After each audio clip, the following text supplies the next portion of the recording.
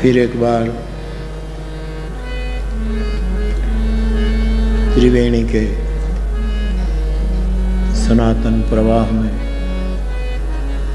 मानसिक रूप में गोता लगा करके अवगाहन करके इस परम पावन भूमि की समस्त चेतनाओं को प्रणाम करते हुए इस महाकुंभ में कई महापुरुष आए गए फिर आएंगे। जहाँ जहाँ सबकी शिविरें लगी हैं, कहीं यज्ञ हो रहा है, कहीं कथाएं हो रही है, कितना सत्कर्म हो रहा है। और वहाँ जो जो महापुरुष हैं, इन सबको प्रणाम करते हुए जिसके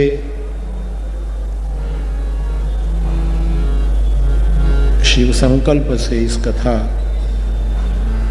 का संयोग बना,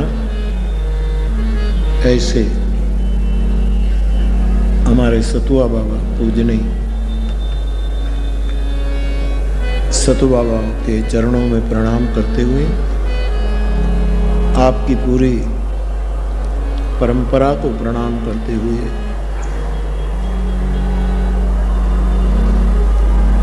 इस संवाद गृह में उपस्थित सभी भाई बहनों, सभी संत गणों को प्रणाम करते हुए जिसकी सद्भावपूर्ण छाँव में एक कथा शुरू हुई और आज विराम की ओर इसकी गति हो रही है, तब पूज्यपाद हमारे परमात्मी मुनि जी महाराज को चरणों में मैं प्रणाम करता हूँ। अन्य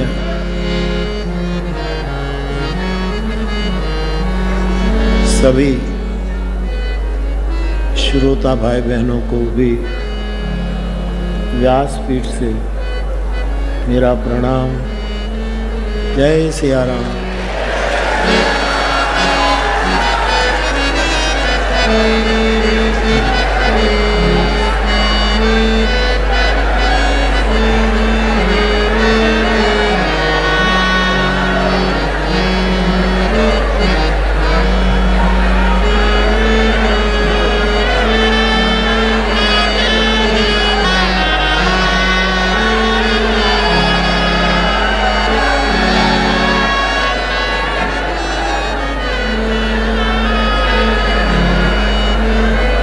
और अभी अभी इस राम कथा के संवाद गृह में पधारे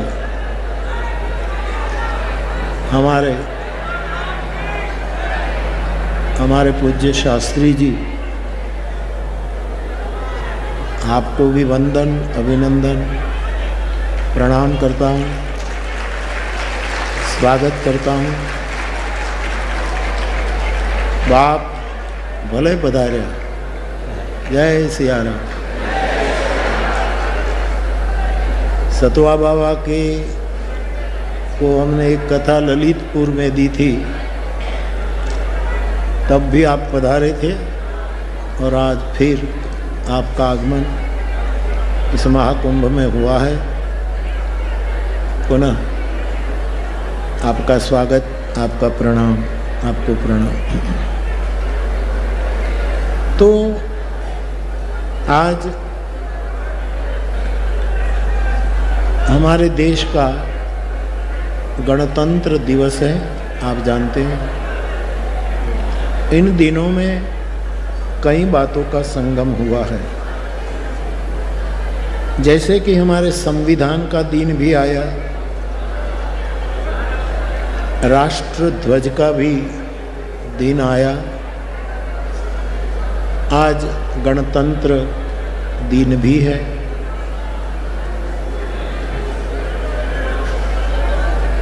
इन सभी पावन अवसरों की व्यासपीठ से आप सभी को, मेरे प्यारे देशवासियों को और दुनिया को बहुत बहुत बधाई हो, बधाई हो।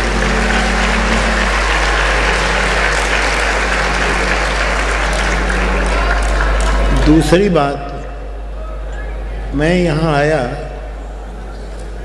तो सीधा व्यासपीठ पर आया। कथा देर से आया, कथा शुरू हो गई। बीच में हमारे पूर्व राष्ट्रपति पधारे, आदरणीय गोविंद साहब, तो आपके साथ चाय पीने के लिए आपकी कुटिया पर मैं पीछे आया। लेकिन आज ध्वजवंदन करने के लिए जब मैं पीछे आपके परमार्थ आश्रम में आया और मैंने जो दर्शन किया, पूज्यपाद आपकी रचना को मेरा प्रणाम।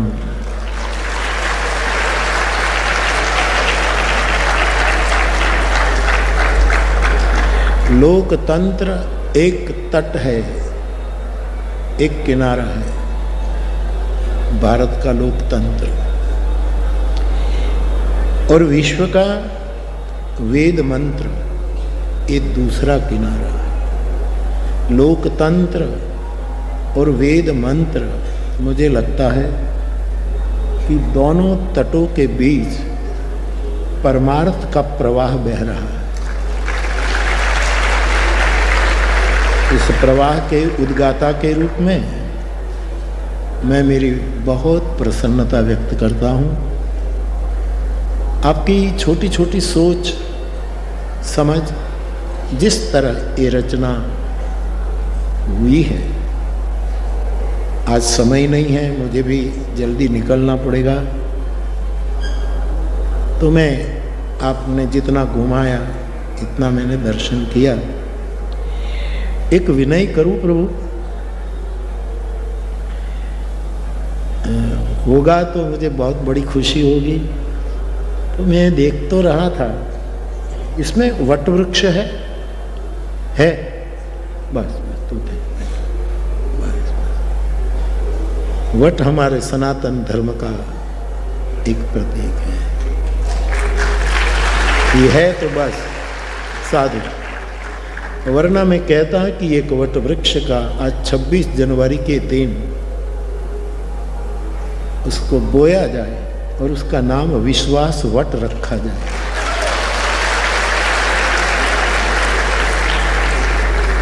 एक दूसरा भी विनय करो,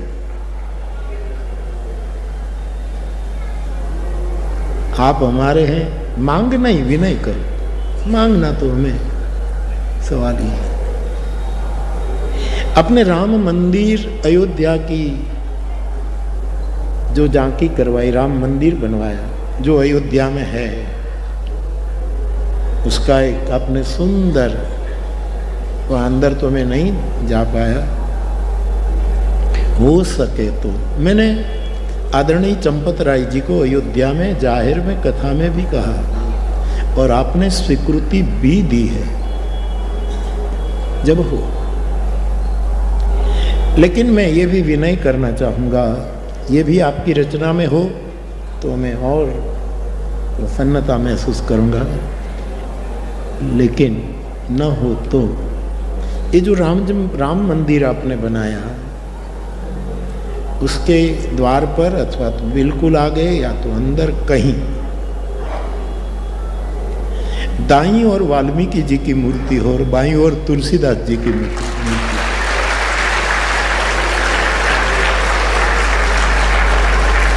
हनुमान जी, गणेश जी हमारे पंच देवता तो होते ही हैं,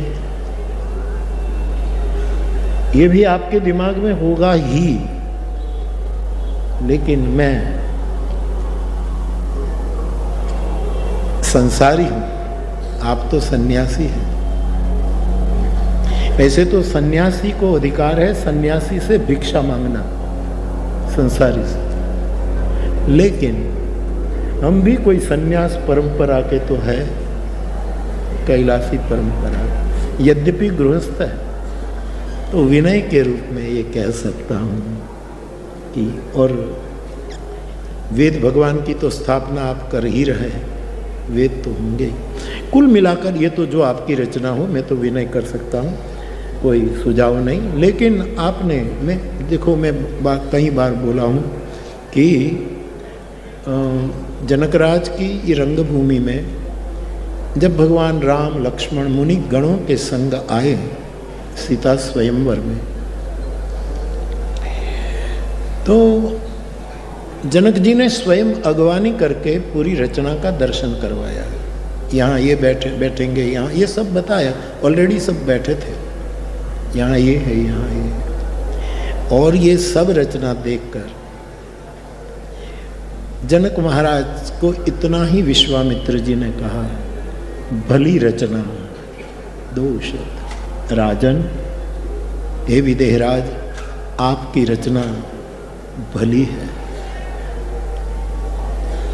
रामायण की परंपरा को गा रहा हूँ, इसलिए पूज्यपाद आपकी रचना भी बहुत भली है। बहुत बहुत साधुवाद, साधुवाद, साधुवाद। तो बहुत प्रसन्नता, विशेष प्रसन्नता लेकर हम आपसे विदा ले रहे हैं। एक संस्कृत ग्रंथ का दर्शन कर रहा था तो मुझे एक मंत्र मिला, सो आपके सामने रखना चाहता हूं।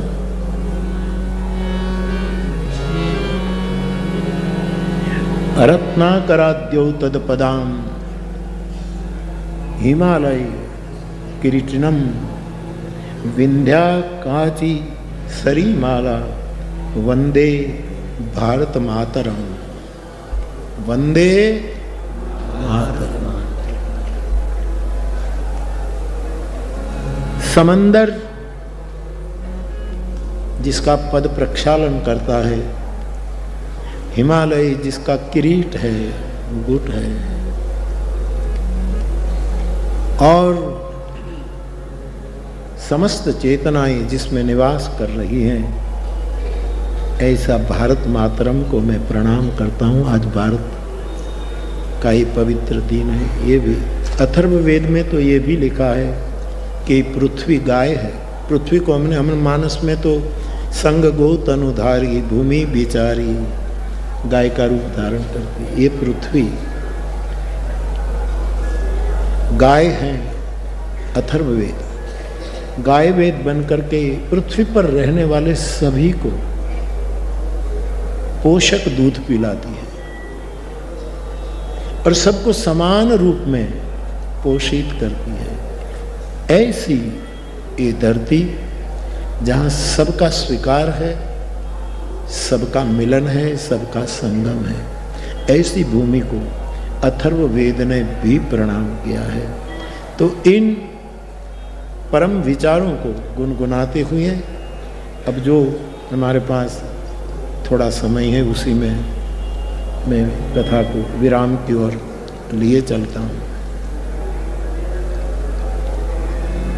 रामचरितमानस में मैंने कहा कि 12 संगम है, वो तो पूरा मैं आपके सामने नहीं रख पाया, लेकिन जितना स्मरण में आए। कल परसों वशिष्ठ और विश्वामित्र महाराज का मिलन राम ने करवाया, राम के थ्रू हुआ।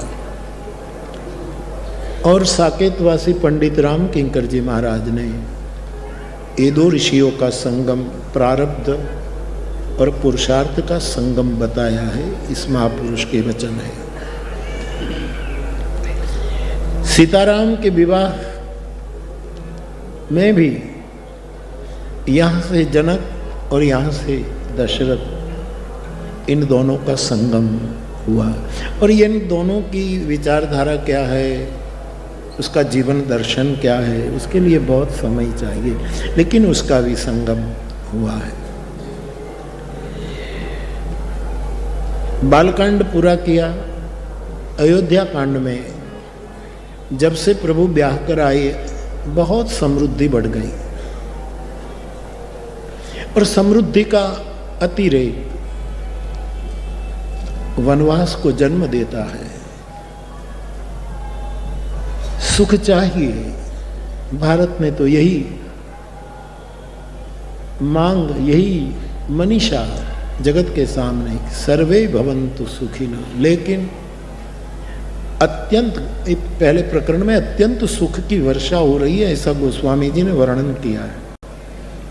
और इस अत्यंत सुखों के कारण दुख निर्मित हुआ है और जिससे राम वनवास की घटना घटी। विस्तार में नहीं कर पाऊंगा, भुसुंडी के न्याय से विहंगावलोकन कर ले। और राज तिलक होते होते राम को वनवास होगा, भगवान को। इसमें कई तो राम जी को बहुत प्यार करती थी, ये भी प्रसिद्ध होता है। लेकिन मंथरा के कारण उसने गई गिरा मति फेरी, सरस्वती ने मंथरा की बुद्धि घुमा दी और मंथरा के कुसंग से भरत जैसे संत की मां की बुद्धि विपरीत दिशा में गति कर गई। मंथरा को त्रिभंगा कहा है, त्रिवक्रा कहा है। उसके 3 अंग वक्र थे। एक तो उसके पैर वक्र थे, दूसरे उसकी गर्दन वक्र थी। ये तो कहीं हम जिसको दिव्यांग कहते हैं, कहीं के पैर वक्र होते हैं, हाथ होते हैं, कहीं के ये सब होता है। तो ये तो त्रिवक्रा है। इसमें तलगाजड़ा को लगता है कि पैर की वक्रता, कमर की वक्रता अथवा तो गर्दन की वक्रता इतना बहुत महत्व का नहीं है, वो होता है। स्वयं अष्टावक्र 8 वक्र से जी रहे हैं। लेकिन मेरा कहना यह है कि राम वनवास का कारण बना मंथरा के पैर वक्र है इसीलिए नहीं, कमर अथवा तो गर्दन अथवा तो इसके कारण नहीं है। लेकिन मुझे कहने दो, ये त्रिवक्रा मंथरा की दृष्टि भी वक्र थी। और जब आदमी की दृष्टि वक्र होती है तब सुंदर जीवन में वनवास पैदा हो जाता। ये वक्र दृष्टि को सम्यक दृष्टि करने के लिए भगवत कथाएं हैं। फिर भागवत हो, शिव पुराण हो, देवी भागवत हो, राम कथा, कोई भी कथाएं। गोस्वामी जी क्या कहते हैं? ते ही करी विमल विवेक विलोचन। गुरु चरण रज से मेरे नेत्रों को मैं निर्मल करूं, इसकी वक्रता खत्म हो जाए। और जब हमारी दृष्टि की वक्रता खत्म होती, तब हो जाती है, तब हम समानुभूति करने लगते हैं। थोड़ी भी दृष्टि वक्र होगी तो ऊपर ऊपर से हम सहानुभूति तो जरूर प्रदर्शित कर दे। अरे अरे वो बेचारे की आंख नहीं है, अरे अरे कैसा कैसा प्रभु ने बनाया, ये सहानुभूति तो लेकिन पता न चले ऐसा हमारा दृष्टिकोण जब वक्र होता है। परमात्मा से प्रार्थना करो संगम में, मैं भी करूं, आप भी। मैंने कल डुबकी लगाकर ऑलरेडी ये सोचा है, इसलिए मैं कह रहा हूं। भगवान को कहो कि प्रभु मैं जो नहीं हूं उसको मैं जगत को दिखाने की कभी कोशिश नहीं करूंगा। अरे जो वास्तव में मैं नहीं हूं। उपनिषद तो कहती है कि जो कहता है मैं जानता हूं वो बिल्कुल नहीं जानता, और जो बिल्कुल नहीं जानता वो सही में जानता है। ओशो ने एक घटना लिखी है अपनी किताब में। ओशो ने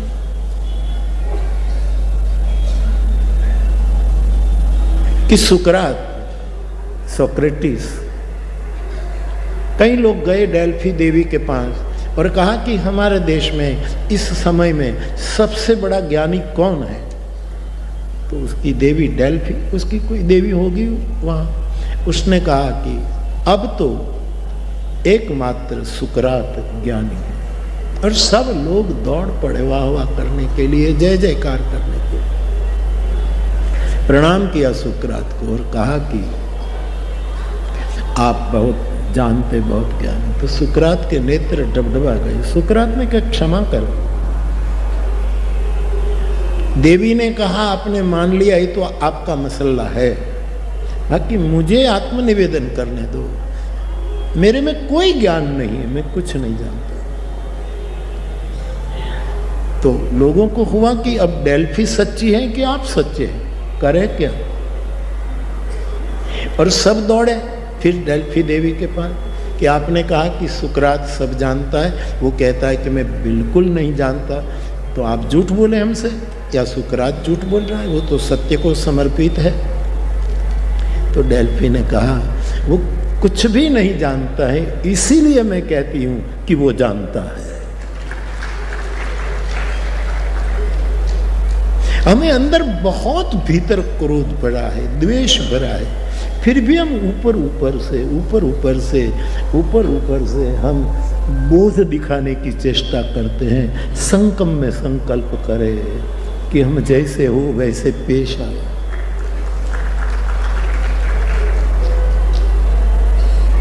ऐसे कई सूत्र ग्रंथों से प्राप्त होते। सहानुभूति होगी, समानुभूति नहीं होगी। महादेव गुजराती में एक वार्ता है, यद्यपि हिंदी में उसको पेश करना जरा मुश्किल होगा, लेकिन मैं ट्राई करूं। हमारे कुत्ते के जो बच्चे होते हैं इन्हें गुजराती में गलूड़िया कहे।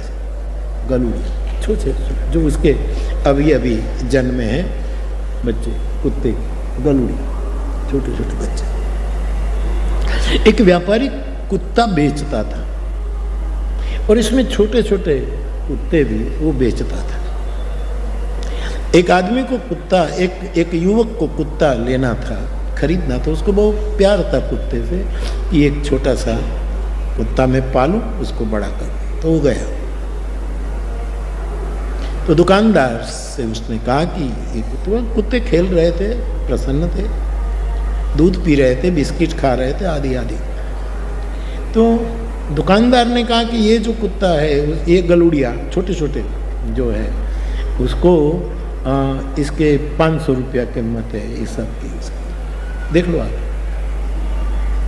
थोड़ा रंग भेद था, थोड़ा चेहरे का शेप बिलक था, सब 500 रुपया है।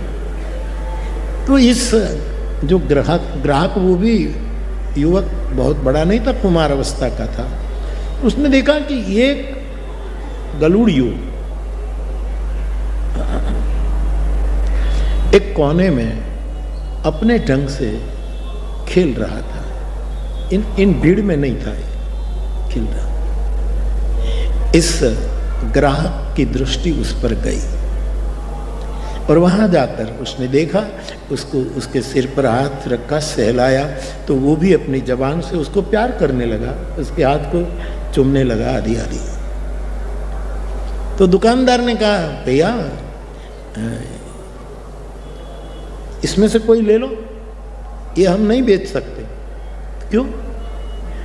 जितना दाम लेना चाहो इससे भी अधिक ले लो, लेकिन मुझे ये चाहिए। बोले नहीं, हमारे दुकान की इज्जत है, हम ऐसे ऐसे छोटे छोटे कुत्ते के गलूड़ियाँ बेचते हैं, हमारी इज्जत का सवाल है। तो इसमें मैंने इज्जत आपकी कम हो ऐसा तो कुछ किया नहीं, ज़्यादा दुगुना दाम दे दो, लेकिन मुझे चाहिए। तो मना किया कि नहीं, हम नहीं दें। क्यों? कि एक कुत्ते का एक पैर टूटा हुआ है और हम टूटे हुए पैर वाला ये बच्चा आपको नहीं दे सकते, इसमें से पसंद करो, क्योंकि हमारी इज्जत है, हम नहीं दे सकते। उस खरीदार ने कहा कि मुझे यही लेना है, लेकिन क्यों जिद कर रहे हो? तब उसने अपना थोड़ा पायजामा ऊंचा करके कहा मेरा एक पैर भी टूटा हुआ है, मैंने लोहे का एक रोड डाला है और मैं मेरी वेदना जानता हूँ, इसलिए इस कुरकुरिया के भी वेदना। समानुभूति कब होगी? जिसको करुणा कहते हैं, हम हैं इससे कुछ और कि हमारी मनीषा तब सहानुभूति हो सकती है, समानुभूति नहीं हो सकती। तो जिसकी वक्र दृष्टि है, ये त्रिवक्रा मंथरा ने ये सब करा दिया। आखिर में तो अंत में तो वही ही सोई जो राम रचि राखा, उसी पर ही हमें जाना पड़ता है। तो राम का वनवास हुआ, भगवान चित्रकूट में स्थिर हुए, सुमंत रथ लेकर लौटे और अवधपति ने 6 बार राम नाम का स्मरण करते हुए, उच्चारण करते हुए प्राण त्याग कर दिया। अवध अनाथ हो गई, सूर्यास्त हो गया। भरत जी को बुलाए गए। भरत जी बहुत रोए, बहुत बड़ा प्रसंग है, आप जानते हैं। वशिष्ठ जी आए, अपने विज्ञान प्रकाश से सबका शोक निवारण किया। महाराज दशरथ जी का सरजू तट पर संस्कार हुआ, तिलांजलि दी। पिता के पीछे पुत्र को जो करना चाहिए शास्त्रानुसार वो सब किया। एक सभा हुई जिसमें सब, इवन माताएं भी उपस्थित है, सचिव तो है ही, नागरिक लोग है ही। और अब राजगादी का क्या करें? सबने एक सुर में कहा कि भरत, पिता ने अपने वचन के निर्वहन के लिए प्राण का त्याग कर दिया है और ये वचन 2 थे। आप राजगादी कबूल करें और राम वन में जाएं। तो राम तो वचन निभाने के लिए वन चले गए और अब आपकी बारी है कि आप 14 साल के बाद दोनों भाइयों को जो करना सो कर लीजिएगा, लेकिन अभी ये कर। सब ने ये कहा, बहुत बड़ा प्रसंग है। आखिर में मां ने भी कह दिया कि पूत पथ्य गुरु आयसु अहि।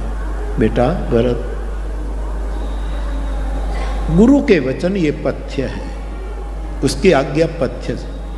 यद्यपि राम विरह और महाराज के विरह का हमें रोग लागू हुआ है, लेकिन एक रोग के लिए गुरु जो कह रहे हैं वो पथ्य है। उसी समय भरत जी खड़े होते हैं और कहते हैं कि बहुत बड़े विनय के साथ अपने विचार प्रस्तुत करते हैं।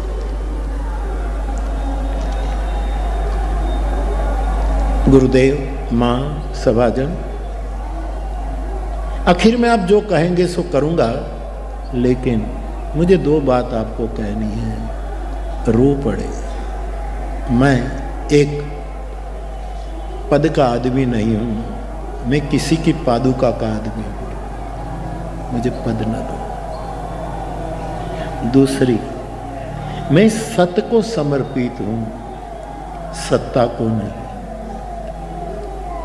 यदि आप मेरा हित चाहते हैं तो हम सब चित्रकूट जाएं और वहां मेरा प्रभु जो निर्णय दे सो हम करेंगे। भरत की बोली अवधवासियों के लिए संजीवनी बनी। भरत सबको प्राण प्रिय हो गए, पूरी अयोध्या चित्रकूट गई। यहां जनक महाराज को खबर मिली तो जनक जी भी पूरी मिथिला को लेकर गए। मिथिला और जनकपुर का चित्रकूट में जो संगम हुआ और एक तीसरा नगर बसा,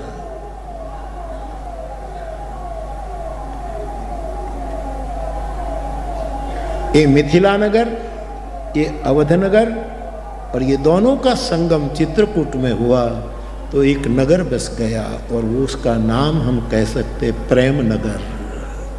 प्रेम नगर नाम कर सब मिले, महाराज का शोक व्यक्त किया गया, बहुत सी सभाएं हुई कि अब क्या किया जाए। इनमें भी भरत चरित्र की जो कथा, ये तो कितनी महत्व की है।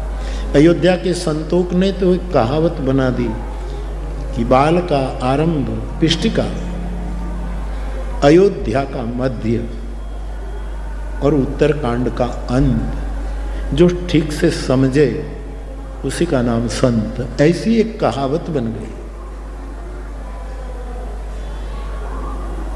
भगवान राम भरत पर डाल देते हैं, आप जो कहे सो हम करें। भरत जी राम पर डाल देते हैं। अंततो गत्वा ये निर्णय हुआ कि जेहि विधि प्रभु प्रसन्न।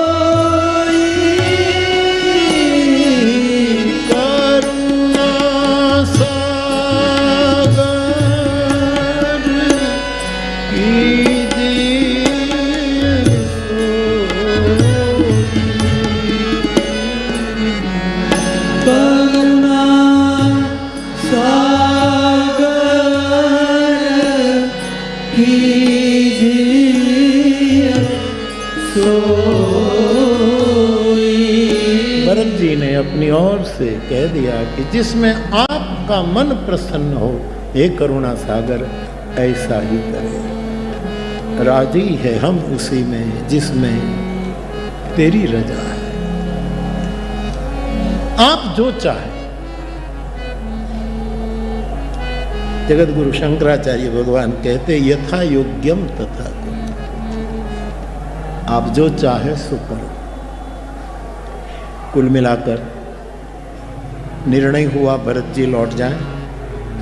14 साल के बाद फिर जो हुई, कुछ दिन भरत जी चित्रकूट की परिक्रमा तीर्थों का दर्शन करते हैं और फिर कल सबको जाना है, वो बात पक्की हो गई। अवधवासी और मिथिलावासी कोई सो न सके क्योंकि जाना है।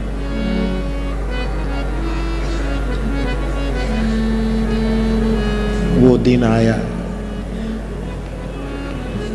जैसे भगवान कहे अभी न जाऊं छोड़कर, ये जो आपने कहा। दोनों समाज की आंखें भरी हुई हैं। श्री भरत जी लब थरथरा रहे थे, वोट हिल रहे थे, बोल नहीं पा रहे। प्रभु राम ने कहा कि भरत कुछ कहना चाहते हो? तो कहा प्रभु बिना आधार न तो मुझे संतोष होगा और न शांति होगी। मुझे कोई अवलंबन चाहिए। आप कुछ आधार दें जिसके आधार पर हम 14 साल जी सके। प्रभु करी कृपा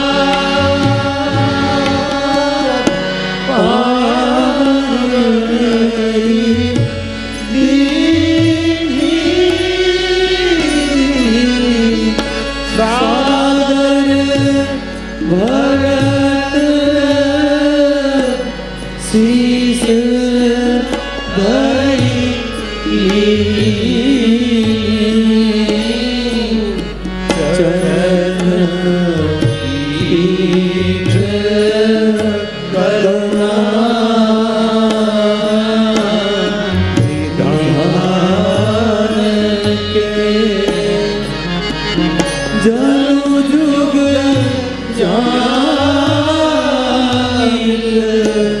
प्रजा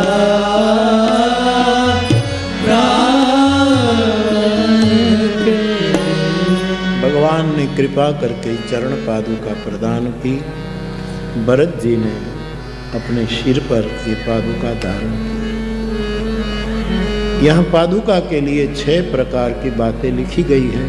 ये स्वतंत्र प्रसंग है, अभी अवकाश नहीं है। फिर भी पादुका के बारे में हमारे बहुत संतों ने प्रकाश डाला। साकेतवासी पंडित राम किंकर जी महाराज ने भी पादुका के बारे में अपने विचार प्रस्तुत किए हैं। मैं जिस कोने में बैठकर मेरे दादा, मेरे सदगुरु भगवान त्रिभुवन दादा के चरणों में बैठकर मैंने जब ये पादुका प्रसंग सीखना शुरू किया एक एक पंक्ति, तो वहाँ भी एक बहुत मेरे लिए जितना उपयोगी हो इतना दर्शन प्राप्त किया है। और युवान भाई बहनों, आपको मैं कहूँ, यदि मानस में आपकी रुचि है और पादुका की महिमा को और विशेष दृष्टि से समझना है, तो चित्रकूट पीठाधीश्वर जगत गुरु राम भद्राचार्य भगवान की एक किताब प्रभु करी कृपा पांवरी देवी, वो कहीं प्रसाद के रूप में मुझे तो दी है आपने, इसलिए मैं कभी अवलोक, उसने भी पादुका पर अपने शास्त्रीय व्याख्या पेश की है कि पादुका पूरी किताब उस पर है, पूरी किताब। तो ऐसी पादुका भरत जी को दी गई। भरत जी और सब लौट गए। भगवान ने तब तक तो धैर्य रखा, लेकिन जब सब चले गए तब भगवान राम रो पड़े। और पुरुष की हर चेष्टा उसकी छाया करने लगती है। छाया रूप लखन, छाया रूप जानकी जी भी रो पड़े। दोनों ओर प्रेम पलता है। माताएं गई, गुरु गए, सब चले गए। और सबसे अधिक राम का प्रेम पात्र संत गया, सब चले गए। भगवान बिलख रहे हैं। और प्रभु की फिर अयोध्या की स्मृति की एक दिनचर्या भी रही। भगवान जब अयोध्या को याद करें तो सुमिरी माँ तो पितु, सबसे पहले माँ को याद करते थे। और ये बिल्कुल सही है, माँ। और वहाँ तो केवल मातु शब्द का प्रयोग है, लेकिन तलगा जरडा को कहने दो कि माताएं तो बहुत है। तुलसी दर्शन में तो 700 रानियां हैं और प्रधान कौशल्य आदि 3। तो जन्मदात्री माँ कौशल्या है, उसको याद किया प्रथम। ज्यादातर चुप रहती है सुमित्रा माँ, उसको याद किया कि कई को। यदि मुझे पूछा जाए तो मैं विनय से कहूँगा, ये 3 माताओं में सबसे पहले मुझे लगता है राम कई को याद करते हैं। माँ, हमारे गुजराती में तो एक पद है, तारो छे परताप हे कई माँ। ये तेरी करुणा की कमाल। तुम्हें दुनिया कुछ भी कहे, जहर तो मंथन का तू पी गई, लेकिन अमृत पूरे विश्व को दे गई। इसीलिए हे मानस की नीलकंठ, मैं तुम्हें याद करता हूं, सुमेरी मां तू। उसके बाद पिता, कैसे पिता कि राम पुत्र के विरह में महाराजा दशरथ जी ने तृणयीव, तिनके की तरफ प्राण त्याग किया। ऐसे पिता को याद, ये जो भगवान का याद की, जो याद में कोई टाइम टेबल नहीं होता, कोई अनुक्रम भी नहीं होता, लेकिन भगवान की सहज जो धारा है वो चौपाई में गोस्वामी जी ने डाली गई। सुमेरी माँ तो पिता, फिर परिजनों को याद करते हैं। अब कल्पना करिए कि भक्त को अपने लोगों को याद करके जब परम तत्व रोता होगा तो वो छवि कैसी हो, क्या छवि। जब वो रजांगना को याद करके मथुरा की अटारी में कृष्ण की आंख में आते आंसू आए। स्वर्ण की द्वारका की अटारी में बैठकर कृष्ण जब रोते होंगे तो वो क्या छवि होगी। सुमेरी मातु पितु परिजन, फिर भाइयों को याद करने, दो भाई जो घर है, और इनमें भी आखिर में सुमेरी मातु पितु परिजन भाई,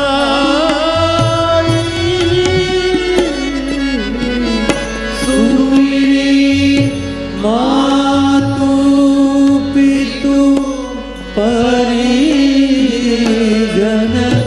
भाई, भरत स्नेह शील सेवकाई,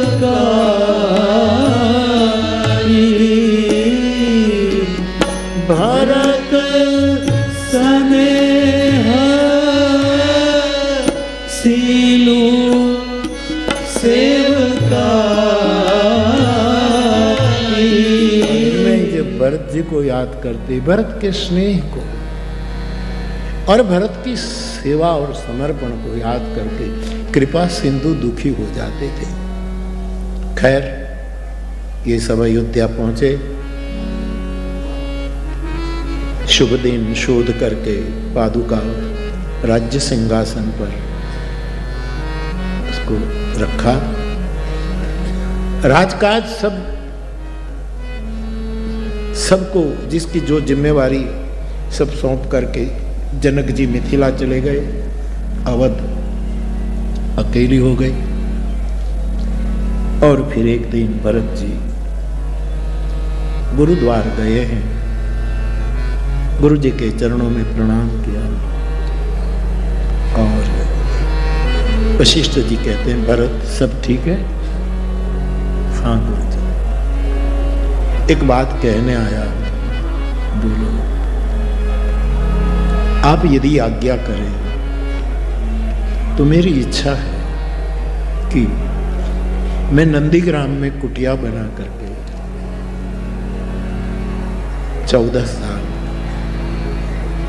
उदासीन व्रतों को धारण करके निवास करूं। मैं अयोध्या का राज्य संचालन जरूर करूंगा। मेरा उत्तरदायित्व जो है उससे मैं विचलित नहीं होऊंगा, लेकिन आप आज्ञा करें तो मैं सनेम रहना चाहता हूं। वशिष्ठ जी कुछ समय चुप रहे, फिर कहे, भरत एक बात कहूं क्या, कि हम जो कहते हैं वो धर्म है, लेकिन आप जो कहते हैं और निर्णय करना चाहते हैं वो धर्म नहीं है, धर्म का सार है। क्योंकि आप जो सोच रहे हैं वो सनातन विचारधारा का सार है। धर्म का संबंध रिलीजियन से नहीं है, सनातन मूल्यों से। बहुत छोटा शब्द है रिलीजियन। धर्म मानी जिसका संपर्क निरंतर सनातन मूल्यों से, जैसे मूल और मूल्य आप दो शब्द प्रयोग कर चुके हैं पूज्यपाद। तो आप जो कह रहे हैं भरत वो धर्म का सार है। मेरी ओर से आप ये कर सकते हैं, लेकिन भरत मैं एक बात जरूर कहूं कि मां कौशल्या की आज्ञा लेना। यदि मां कौशल्या के दिल को पीड़ा हुई तो भरत आपकी राम भक्ति सफल नहीं होगी। ये अब जी रही है आपके कारण, और उसका दिल यदि दुखी तो हुआ तो ठीक नहीं। मां कहे तो जरूर जा।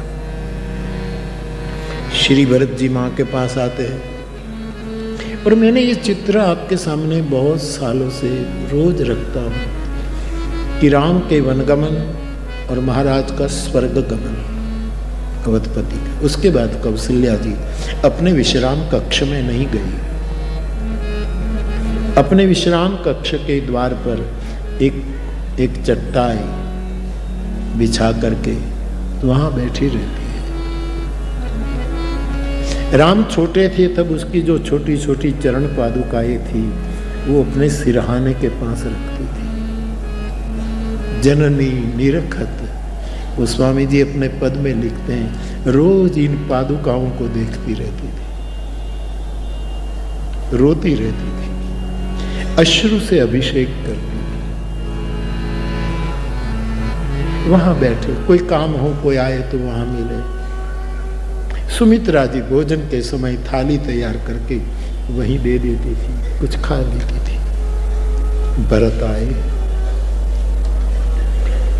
प्रणाम किया, तुरंत एक प्रश्न किया, भरत वन से कोई समाचार आया कि इन दिनों में ये तीनों कहां है?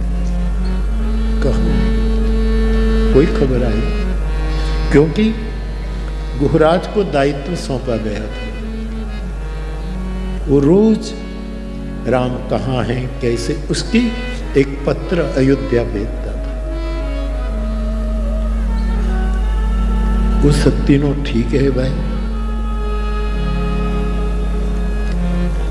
और उसी समय भरत ने कहा, हाँ मेरा जन्म आपको दुख देने के लिए हुआ है। भरत, फिर वही बात,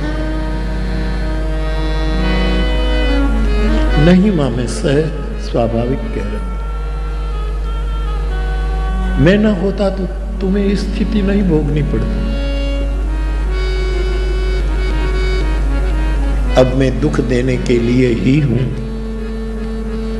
तो थोड़ा और दुख भी सह लो बेटा।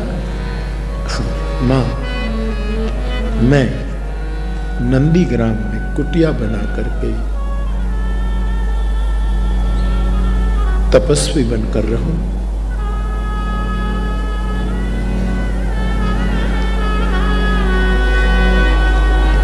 कुछ समय मां बोल न पाई। राम जननी है, दशरथ घरनी है।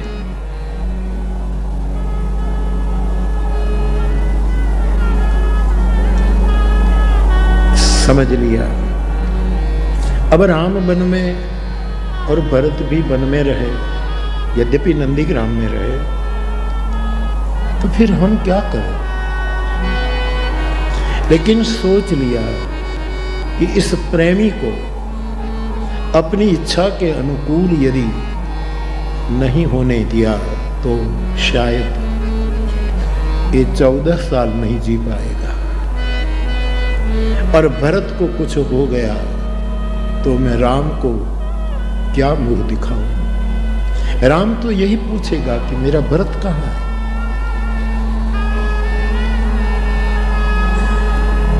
इसीलिए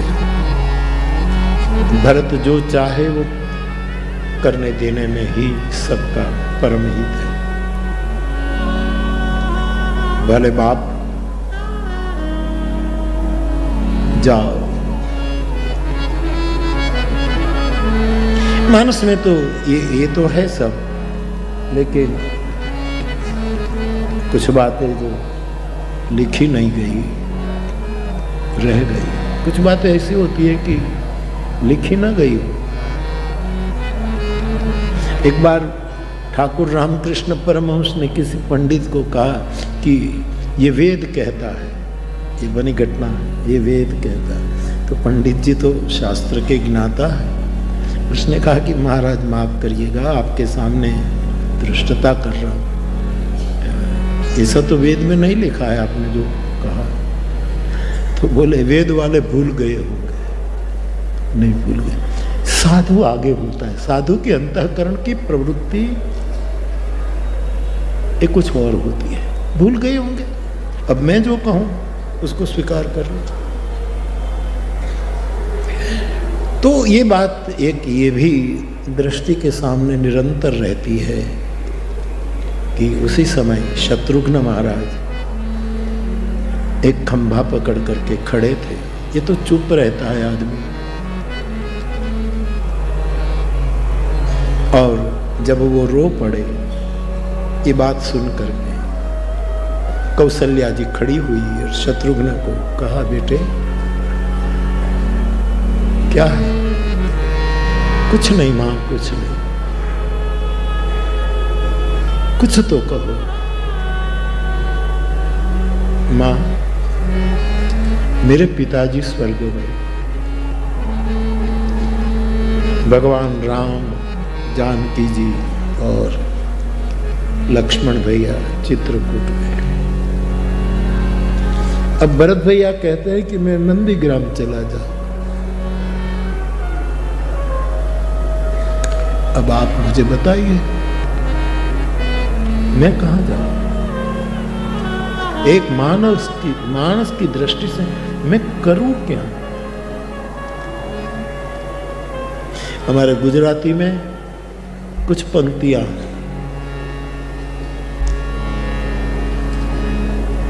कि जहां गांव होगा, ये तो है गुजराती में, हिंदी में कहूँ, जहां गांव होगा त्या घर होय, गांव होय त्या घर होय। पहले गुजराती में सुन लो। घर होय तो उसका आंगन होय, फळिયું होय। फळिયું होय तो एમાં ધૂળ પણ હોય, ધૂળ હોય તો એમાં ઠીકરા પણ હોય, નળિયાના ઈંટોના ઠીકરા, તાવડીના ઘડાના ઠીકરા પણ હોય। કામ હોય ત્યાં ઘર હોય, ઘર હોય ત્યાં ધૂળ હોય, ધૂળમાં ઠીકરા પણ હોય, અને જ્યાં ઠીકરા હોય ત્યાં માટી હોય, અને માટી હોય ત્યાં કુંભાર હોય, કુંભાર હોય ત્યાં ચાકડો હોય, चाकड़ो हो क्या संसार। कितने घाट खड़े जाते हैं, जहाँ चाक होता है वहाँ संसार, और संसार हो क्या चित्र विचित्रता का कितने कितने आश्चर्यजनक घटनाएं होती है संसार में। चित्र विचित्र घटनाएं घटती हैं जहाँ संसार हो। और चाक फिरता रहता है, जैसे पृथ्वी फिरती है, जैसे पृथ्वी फरे, सूर्य फरे, ग्रह नक्षत्र फरे, ये सब फरे।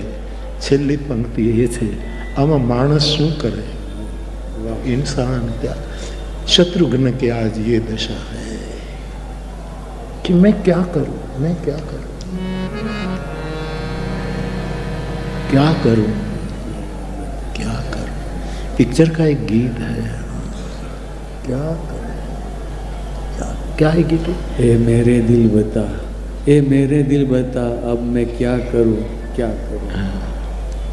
अच्छा अच्छा गीत है, लेकिन स्वामी जी ने कंट्रोल कर लिया। एक पंक्ति गाकर रुक गए, तो मैं भी इससे सीखूं।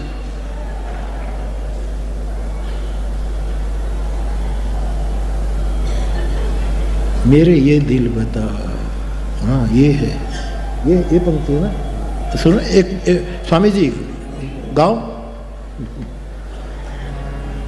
शास्त्री जी गाओ। मेरे ये दिल बता, प्यार तूने किया, पाई मैंने सजा, क्या करूं। मेरे दिल बता, प्यार तूने किया, पाई मैंने सजा, क्या करूं, क्या करूं।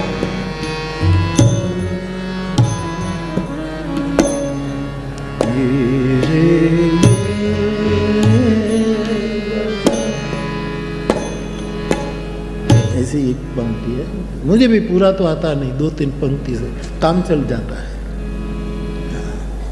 थोड़े में गुजारा होता है। तो शत्रुघ्न महाराज की वेदना अवर्णनीय, अकथनीय, ये मौन वेदना है, ये मौन कसक है, ये पीड़ा है, ये चीखता रहा अंधेरी रात में, राम राम राम। भैया मैं क्या करूं मां? और मां के मुख में शब्द आया, शत्रुघ्न को गले लगाकर, शत्रुघ्न मुझे ये बता कि हम किस वंश के हैं? बोले सूर्य वंश। तो बेटा बता, सूर्य को तपना होता है, क्या करना पड़ता है? बोले तपना है। तो सूर्य वंशी हो तो तपो तपो, सहन सहन। भरत नंदीग्राम पधारे, उसकी तपस्या का बड़ा वर्णन है, जिसके नेम व्रत को देखकर बड़े बड़े महात्मा लोग भी संकोच महसूस करते थे। ऐसा परम प्रेमी भरत। तुलसीदास जी कहते हैं, दुनिया का जो होना होता होता, लेकिन भरत न होते तो कलिकाल तुलसी सै सठन अठिराम सन्मुख करत। भरत चरित करि नैम तुलसी जय सादर सुनहि, सीय राम पद प्रेम अवसि हो ही भव रस तीरती। वैराग्य, कई लोग पूछते हैं वैराग्य कैसे आता है? मानस से सोचो, वैराग्य की जन्मदाता है परम प्रेम। जो परम प्रेम करता है वो वैरागी हो जाता है, सब कुछ छोड़ने के लिए तैयार हो जाता है। तो अयोध्या कांड पूरा। अरण्य कांड में भगवान राम अब चित्रकूट से आगे की यात्रा करते हैं। अत्रि के आश्रम में आए। अत्रि जी ने प्रभु की स्तुति की है, गोस्वामी जी ने लिख ली है।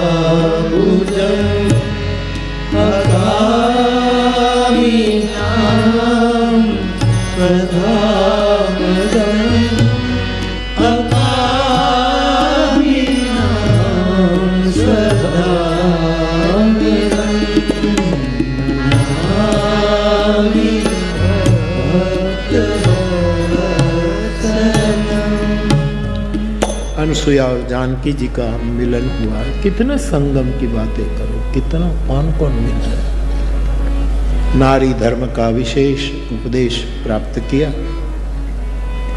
फिर आगे बढ़े, शरभंग मिले, विराध मिला, सुतीक्ष्ण मिले, कुंभज ऋषि के पास गए। वहाँ राम राज्य की स्थापना के लिए मंत्रणा हुई और कहा कि महाराज आप गोदावरी के तट पर पंचवटी पधारें। भगवान पंचवटी की यात्रा करते हैं। रास्ते में गिरिराज जटायु से मैत्री हुई और गोदावरी के निकट पंचवटी में प्रभु स्थिर हुए। गोस्वामी जी कहते एक दिन सुबह लक्ष्मण जी ने भगवान को पंचवटी में 5 प्रश्न, बड़े आध्यात्मिक प्रश्न पूछे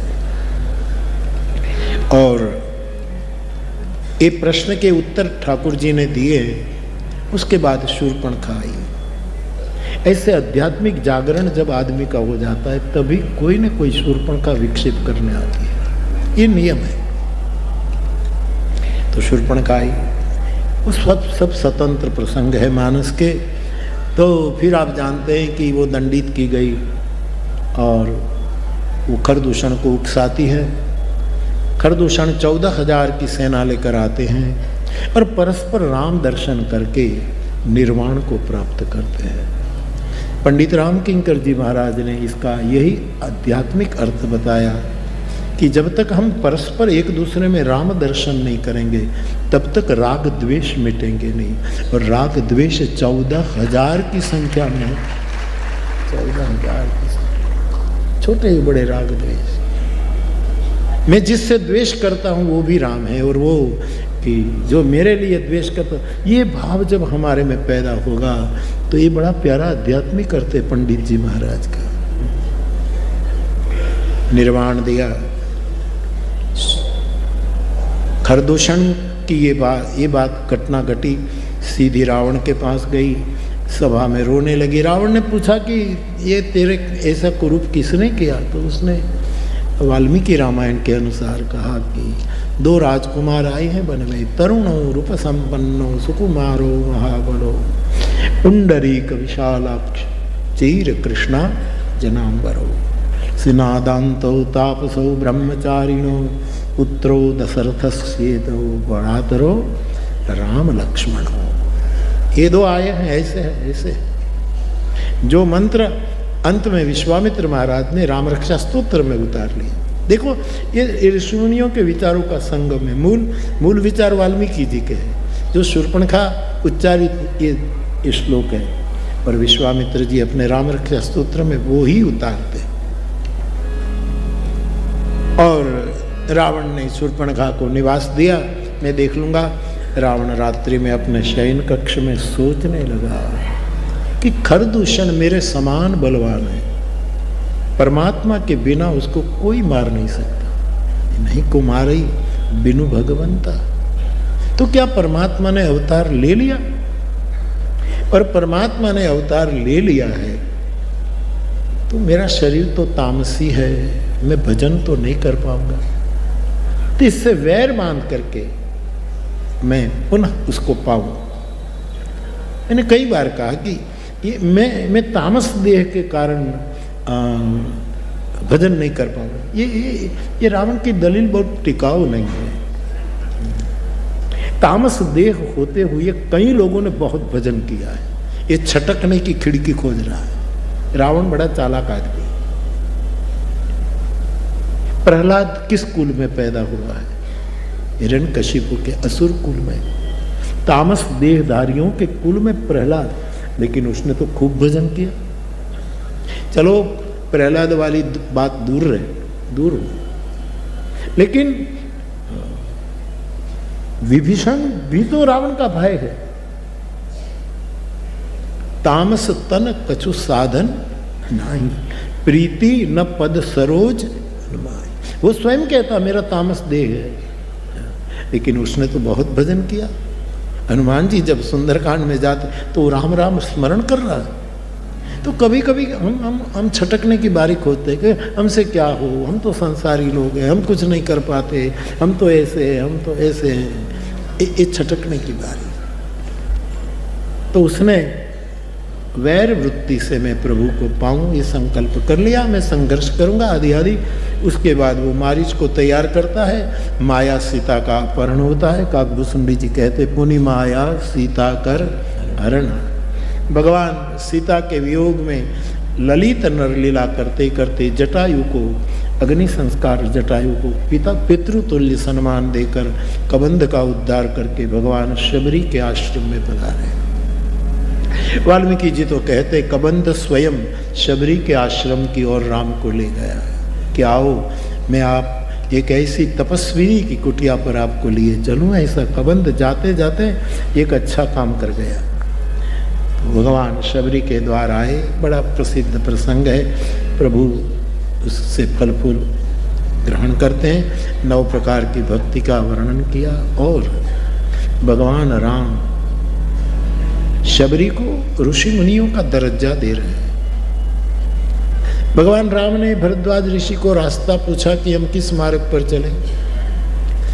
वाल्मीकि जी को पूछा कि महाराज हम कहाँ ठहरे निवास करें। कुंभज ऋषि को अगस्त्य महाराज को पूछा कि रावण आदि का निर्वाण करने के लिए कौन सा मंत्र का प्रयोग करें। इन ऋषियों से राम जी पूछ रहे हैं। जटायु से भी वो पूछ रहे कि आपको जानकी की कोई माहिती है। और यहाँ शबरी से पूछते हैं जनक सुता के सुधी भामिनी, ये भामिनी जानकी जी के बारे में आप मुझे कुछ बता सकते।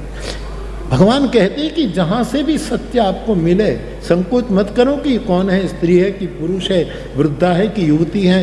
ये